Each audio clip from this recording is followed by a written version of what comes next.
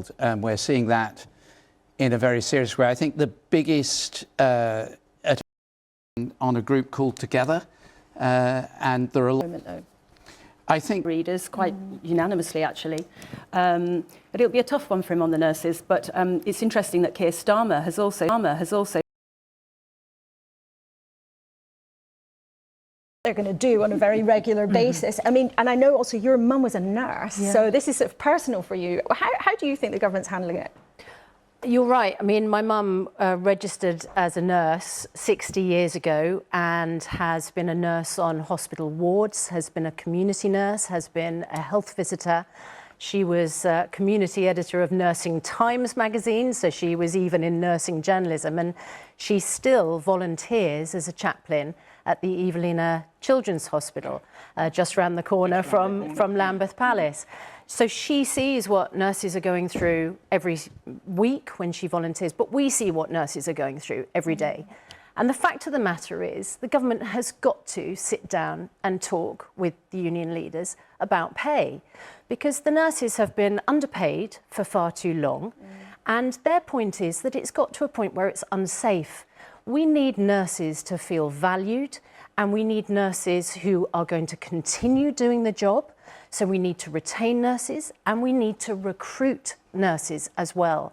And unless the government gives a little bit of way on this, we're not going to come to a deal which is going to satisfy the nurses and keep us all safe. Well, in a couple of moments we'll be putting that to Oliver Dowden, who's got the unenviable task of dealing with all of this on behalf of the government. But let's just show you what the Prime Minister has been saying this morning, writing absolutely dominated by strikes, no question about that. So let's get on with our conversation. 12 months. Victoria Newton, for you, what's your overriding memory of so much turmoil? Well, the most seismic thing that's... I mean, when you watch all of those clips with different prime ministers and ins and outs and exits and arrivals, what do you make of it? Well, when David Cameron said the ex-Prime Minister's Club keeps on growing, who'd have thought it would have grown so much in 1 year? I was at Downing Street back in May interviewing Boris Johnson in the wake of Partygate, you know, in the early stages of the war in Ukraine and the cost of living crisis. My first question to him, are you honest, Prime Minister? I mean, within a couple of weeks, he was an ex-Prime Minister. He hoped to come back. He didn't. It's been an absolutely tumultuous year in politics. You do wonder, when the next Prime Minister came in, Liz Truss, how much, if we hadn't had that catastrophic mini budget, how much we might have been able to give to the nurses. Remarkable interview you just did with Oliver Dowden, where he insisted the government is not going to move an inch over this. And, you know, when you think about the fact that when you ask people what makes them proud to be British, the NHS and the Queen are the two things which people kept saying.